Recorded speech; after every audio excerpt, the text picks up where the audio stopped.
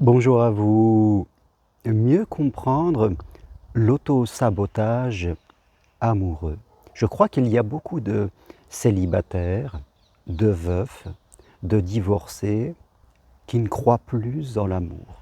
Alors, pour être plus précis, je dirais que ces personnes croient en l'amour parce qu'elles le voient autour d'eux, elles voient des couples qui vivent heureux, donc elles croient en l'amour, elles l'observent, mais elles ne le croient plus possible pour elles. C'est toujours ça, cette personnalisation, je le crois pour les autres, mais je ne le crois pas pour moi.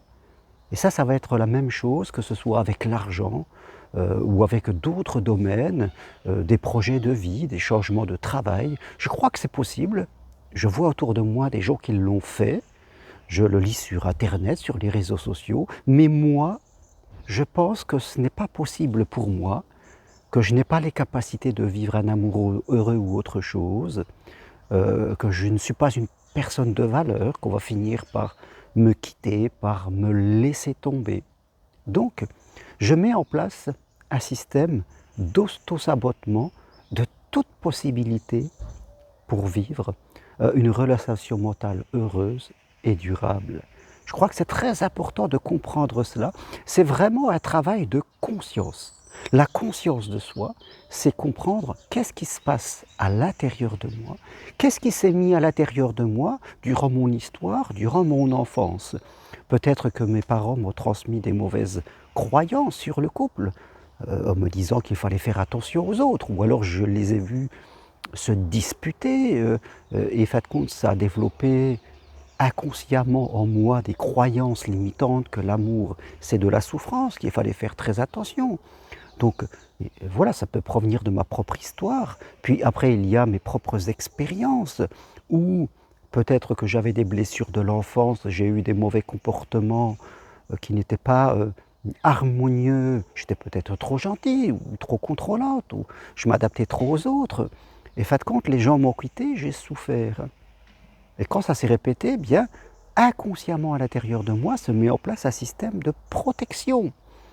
C'est-à-dire, j'évite ce que mon inconscient, c'est-à-dire ma mémoire, pense qu'il y a danger. Donc je vais mettre sans même me rendre compte, ça sera, je dirais, tout à fait insidieusement, un système de contrôle, un système d'évitement. Et même si quelqu'un vient m'inviter ou veut me draguer, je dirais, je vais le contrôler, je vais mettre en place un système de méfiance, et je risque d'auto-saboter la relation. Je ne serai pas du tout dans la spontanéité nécessaire, parce qu'en moi, il y a ces peurs de souffrir, il y a ces peurs que les choses se répètent de façon mécanique, donc je vais auto-saboter. Et on voit que quand, toute peur a tendance à se réaliser. Les choses qui me font peur viennent souvent dans ma vie renforcer la peur. C'est la loi d'attraction, on en parle souvent, vous le savez, elle est positive ou négative. Ceux qui ont confiance et qui sont dans la joie attirent certaines choses, et ceux qui sont dans la méfiance et dans la peur attirent autre chose. C'est très simple, dans le fond, à observer. Et si j'arrive, moi, à passer de l'un à l'autre, c'est-à-dire si j'arrive à renforcer mon mental, c'est-à-dire ma façon de penser, et que je passe d'une personne peureuse et méfiante à une personne dans la joie et dans la confiance, toute ma vie risque d'être complètement modifiée. Pas seulement la relation à l'amour, mais ça peut être la relation à l'argent, la relation au travail que je suis capable de faire, à plein de choses peuvent se modifier si mes pensées se modifient. Bouddha le disait, nos pensées créent notre réalité, donc si je change de pensée, ma réalité, tout doucement, va changer. Le travail est sur moi. Mais la première des choses, le premier pas, c'est de prendre conscience de ces autosabotages que je fais et de me dire, ce n'est pas moi, c'est simplement un automatisme de pensée, un système de sécurité qui s'est mis en place inconsciemment, mais là c'est devenu ma prison. Parce que je n'apprends plus, je suis enfermé dans mes pensées, je suis programmé à auto-saboter, et en plus, je ne suis pas heureux parce que je crois que je vais éviter le danger, mais je vais l'attirer. Ça sera vraiment quelque chose d'important à prendre conscience. Tant que je ne prends pas conscience de cela, tant que je refuse la progression, eh bien je suis dans l'inconscience.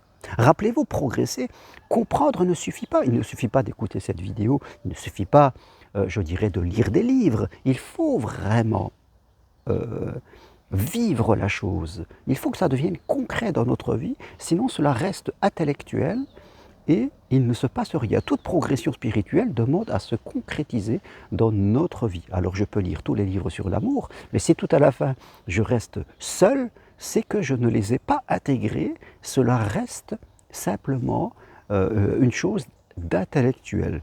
Nous sommes là, et si je fais ces vidéos, c'est pour vous inviter à appliquer, pour que ça devienne une réalité. C'est pour ça que je propose aux célibataires veuves et divorcés un accompagnement, mais prochainement, c'est 2 jours, c'est 2 soirées plutôt, du jeudi 15 décembre et du jeudi 19 janvier, 2 soirées de progression, hein, où vous recevrez des documents à lire, mais où on va discuter, on va partager des choses, pour vous permettre de passer justement de cette partie peureuse, craintive, qui a de mauvaises croyances et qui auto-sabote, à une partie plus confiante, plus consciente et qui attire à elle autre chose. C'est important.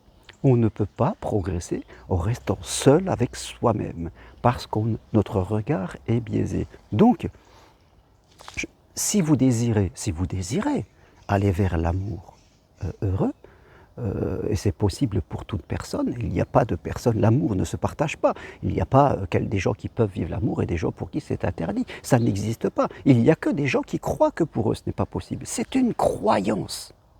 Donc si vous avez envie de changer cette croyance, investissez sur vous, commencez par prendre conscience que ce que vous vous racontez dans votre tête, ce n'est pas la vérité, c'est le point de départ. Et si vous voulez aller plus loin, eh bien venez à ces 2 soirées, inscrivez-vous, ces 2 soirées sont à distance, je ne l'ai pas précisé, de chez vous, hein, par Zoom, vous recevrez, vous pourrez rester chez vous sur votre ordinateur et on fera ça à distance et vous verrez que ça vous apportera une réelle évolution.